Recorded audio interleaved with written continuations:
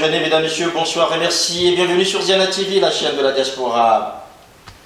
Notre spécial COP21 continue. Rappelez-vous, mesdames, messieurs, que Paris accueille depuis le 30 novembre la COP21, cette 21e édition de la conférence des partis organisée dans la capitale française, qui a reçu près de 154 chefs d'État et de gouvernement et surtout toute la planète afin de penser notre planète Terre que nous chérissons tous et qui aujourd'hui a des gros soucis et parfois des pépins de santé, diront-on, s'il faut prendre cette image liée à la médecine. Donc mesdames et messieurs, nous continuons en fait à vous faire vivre ces moments importants et surtout à partager avec vous la réflexion que propose Ziana TV sur cette COP21. Je suis en compagnie, comme vous le savez et comme vous le voyez, d'Arsène Poitier. Arsène, bonsoir. Bonsoir.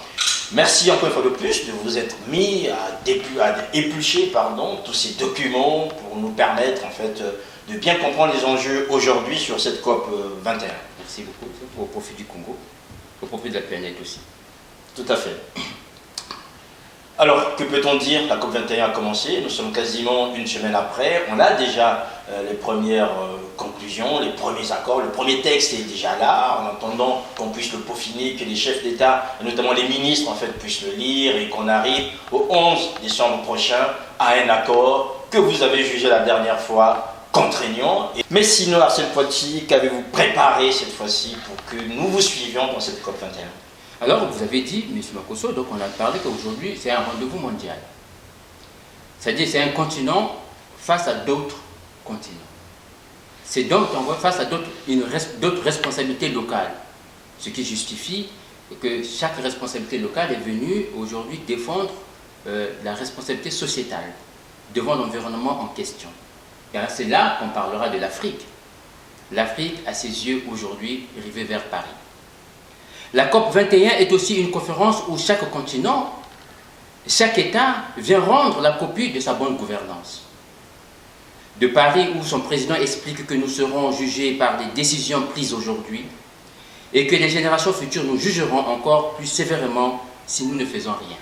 On peut le dire qu'aujourd'hui le président français a adhéré à ce que disait en son temps Antoine de Saint-Exupéry, je le cite, « Nous n'héritons pas de la terre de nos parents, nous l'en prêtons à nos enfants. » Et pourtant, la planète politique est bien là. Tout le monde est là. On a vu les chefs d'État et de gouvernement venir quasiment de tous les continents, se rencontrer à Paris pour penser cette planète. Exactement, M. Makosso. Chacun a apporté son bilan local. De là surgissent les divergences d'approche. De par leur contribution, nous pouvons classer deux approches. Une traditionnelle, c'est-à-dire une économie sous-développée, un environnement dégradé. Et l'autre, ce qu'on appelle, ce que j'ai nommé l'approche compétitive, où on peut constater une économie développée et un environnement dégradé.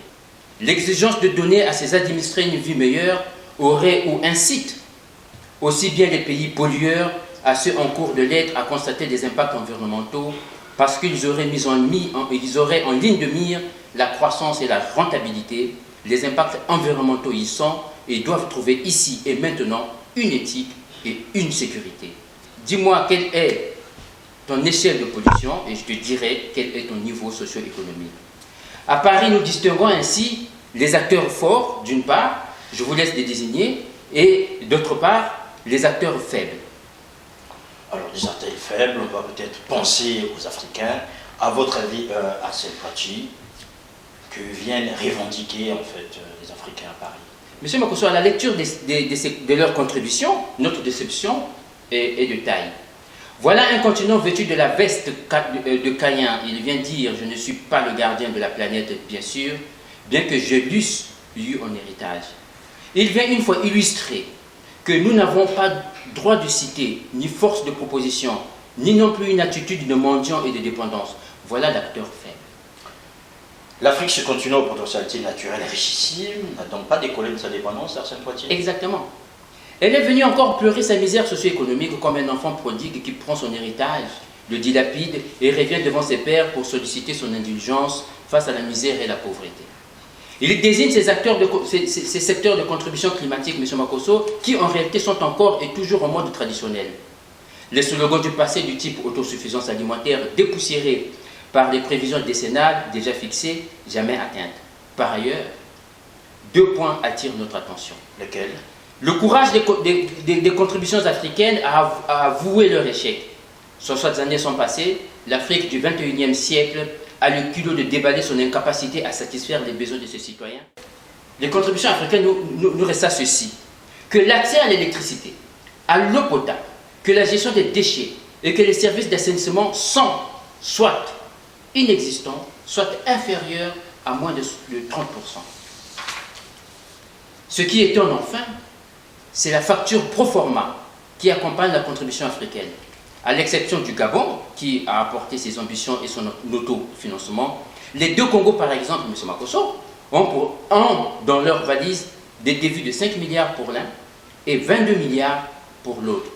Peut-on vraiment dire qu'ils seront capables de mettre en œuvre au sortir de cette conférence l'accord qui se veut juridiquement contraignant? Allons voir.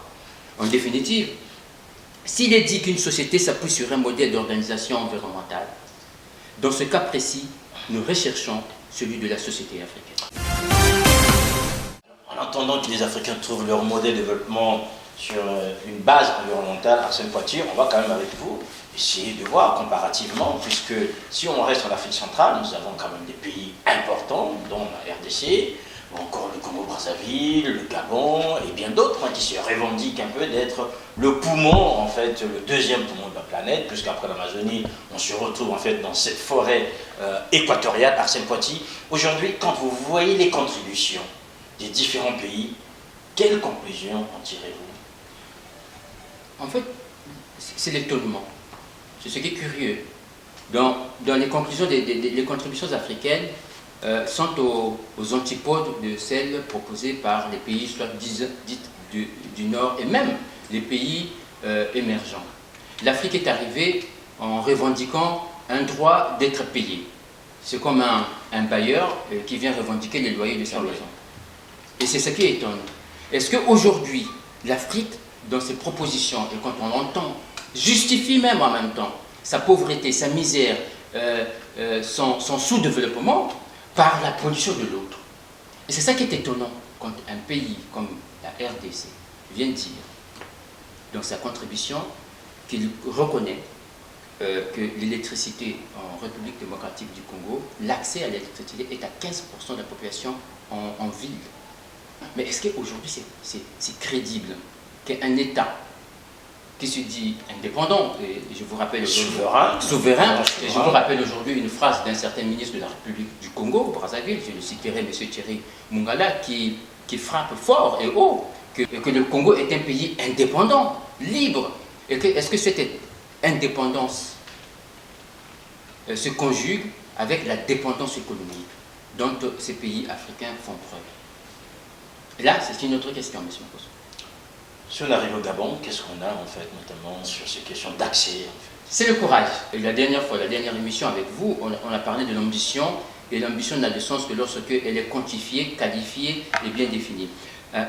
Moi, je crois qu'aujourd'hui, le Gabon a été l'un des pays africains à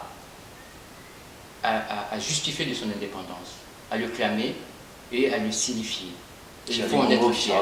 Ali Bongo, bien sûr, il a le droit, et je crois qu'aussi le peuple gabonais aujourd'hui doit être fier. Fier d'avoir un président qui dit voilà ce que je vais faire du climat, ma lutte, les secteurs sur lesquels je vais travailler.